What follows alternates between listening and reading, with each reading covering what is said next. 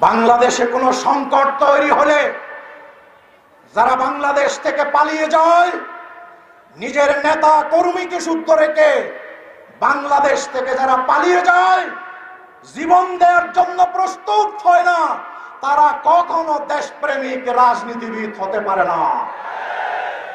তারাই দেশপ্রেমিক রাজনীতিবিদ। সকট সংকটে, সকল কঠিন অবস্থায়ও দেশে পালিয়ে না গিয়ে ফাঁসির মঞ্চকে যারা বরণ করে, তারাই হচ্ছে প্রকৃত দেশপ্রেমিক। বাংলাদেশ আওয়ামী লীগ এই দেশের অভ্যুদয় থেকে শুরু করে স্বাধীনতার ইতিহাসকে বিকৃতি করে, স্বাধীনতার চেতনা বিক্রি করে করে বাংলাদেশকে তছনছ করেছে। আমরা বাংলাদেশকে গড়তে চাই। কি ধরনের বাংলাদেশ গড়তে চাই?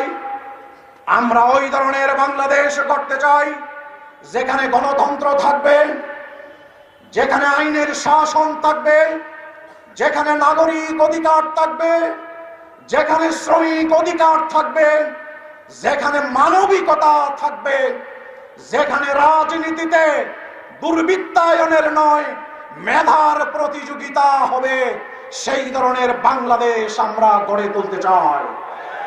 আমরা এই দেশের সাংবাদিক, এদেশের প্রশাসন, এদেশের হিন্দু, বৌদ্ধ, খ্রিস্টান, এদেশের সকল নাগরিকের এই ধরনের একটি আদর্শিক গণতান্ত্রিক ইসলামী মূল্যবোধে উজ্জীবিত ওয়েলফেয়ার স্টেট, কল্যাণ রাষ্ট্র আমরা এই সুযোগে গঠন করতে চাই।